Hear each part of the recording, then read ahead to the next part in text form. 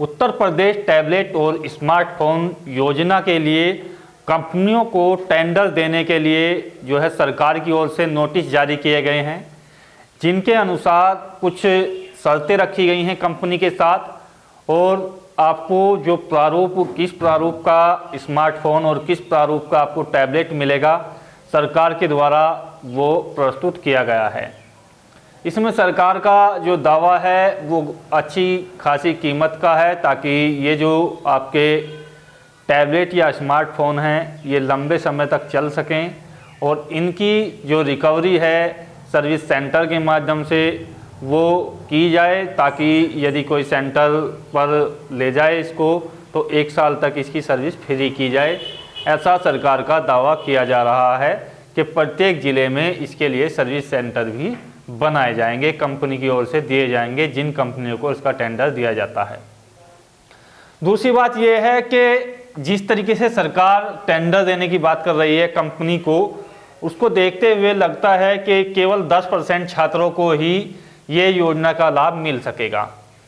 अर्थात आप समझ सकते हैं कि सरकार का पहले दावा था कि 1 करोड़ लोगों को सीधे तौर पर लाभ इसका पहुंचाया जाएगा योजना के अंतर्गत। जो उत्तर प्रदेश की विभिन्न यूनिवर्सिटीज़ में, विभिन्न कॉलेजों में छात्र पढ़ रहे हैं, उनके लिए स्मार्टफोन और टैबलेट का वितरण किया जाए। इस योजना को प्रभावित करने के लिए लगभग 1 करोड़ जो है ये चाहिए होते हैं, लैपटॉप हो या स्मार्टफोन हो।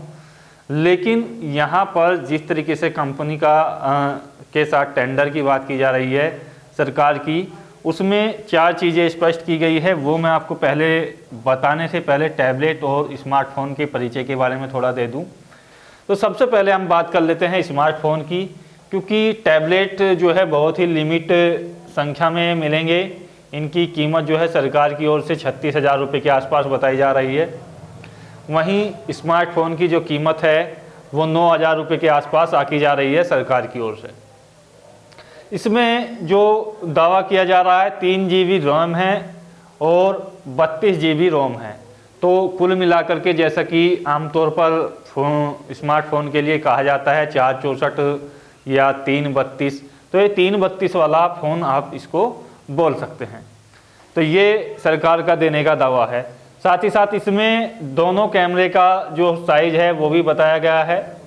जो आपका कैमरा होगा उसमें 8 मेगापिक्सल को रखा गया है और फ्रंट कैमरा जो है वो 5 मेगापिक्सल का रखा जाएगा।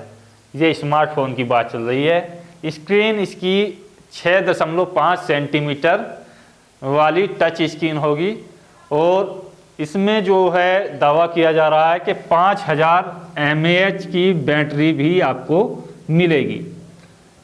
इसके लिए यदि इसमें किसी प्रकार की कोई दिक्कत होती है, कोई परेशानी होती है, तो 1 वर्ष तक आपको जो है फ्री सर्विस दी जाएगी कंपनी की ओर से और सर्विस सेंटर आपका प्रत्येक जिला स्तर पर जो है बनाया जाएगा कंपनी की ओर से।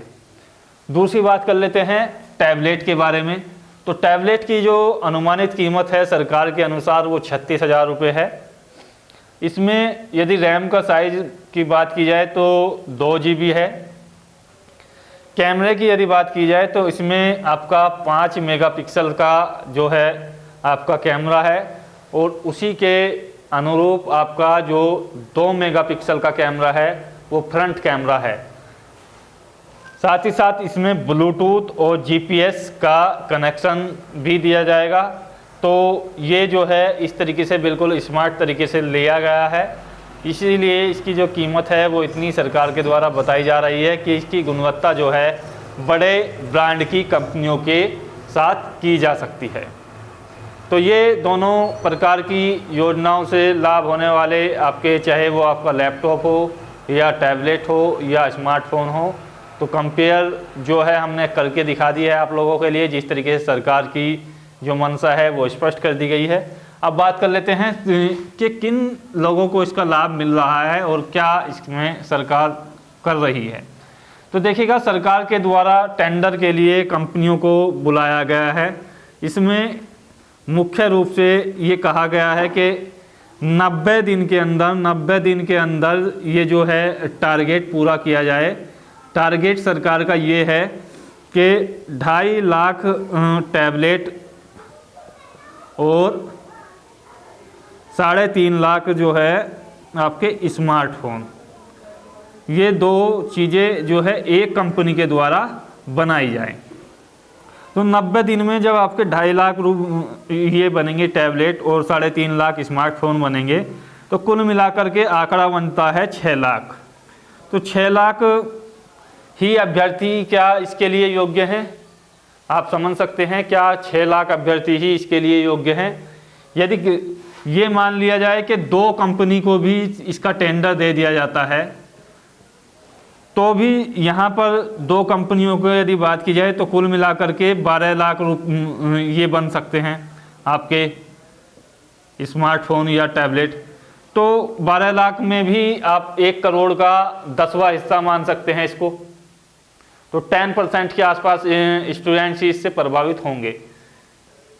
तो बाकी जो स्टूडेंट्स हैं उनमें से किसकी छटनी की जाएगी, किसे दिया जाएगा, किसे नहीं दिया जाएगा, क्या इस योजना का जो फंडा है वो अभी तक किसी के समझ में नहीं आ रहा है। कभी कहा जाता है ऑनलाइन फॉर्म भरे जाएंगे, कभी कॉलेजों में डायरेक्ट फॉर्म जमा हो जाते हैं, अचानक से डेट निकल जाती है, फिर से नई डेट आती है तो उसमें बताया जाता है कि स्टूडेंट्स को कुछ नहीं करना है, जो कुछ है कॉलेज वाले अपनी लिस्ट देंगे। उसमें भी फिर कॉलेज के अंदर नई नई कंडीशंस लगा दी जाती है। कभी कहा जाता है कि नए एडमिशन वाले इसमें अलाउ नहीं होंगे, कभी कहा जाता है कि आप जो है सभी इसमें योग्य हो। लेकिन कुल मिलाकर के बात यह है कि चुनावी जो समीकरण है उसको साधने के लिए, छात्रों को लुभाने के लिए इस योजना को सीधे तौर पर लाया जा रहा है और इसमें जो है भटकाने की कोशिश की जा रही है। तो आपके क्या सुझाव हैं इस योजना को लेकर के? प्लीज़ अपना जो कमेंट्स है वो आप जो है नीचे ज़रूर बताएं। ये जो योजना है इसके लिए जिन लोगों ने आवेदन नहीं किया है वो 18 तारीख तक हर हाल में अपने कॉलेज या अपने इंस्टीट्यूट से संपर्क कर करके करा लें। हो सकता है कि आपको लाभ मिल जाए या नहीं भी हो, तो आपका प्रयास यही रहना चाहिए कि हम अपनी तरफ से अपनी कोशिश कर लें। बाकी जो आपकी किस्मत है वो आपके साथ आएगी। तो यहाँ से इन दोनों की चीज़ों के बारे में मैंने स्पष्ट कर दिया है कि किस तरीके से किस योजना में क्या मिल सकता है। जिस तरीके से सरकार का टेंडर देने का वादा है, तो ये जो कंपनी है इसमें जो है विदेशी कंपनियों को जो है यहाँ पर टेंडर मिलने की पूरी उम्मीद है, क्योंकि भारतीय कंपनी इतनी जल्दी ये काम नहीं कर सकती है और इतनी किफ़ायती कीमत जो भी इन सभी कंडीशंस को लागू करने के बाद देगी, उन्हीं कंपनियों को टेंडर दिया जाएगा। तो आशा करता हूँ वीडियो के माध्यम से जानकारी स्पष्ट हुई होगी।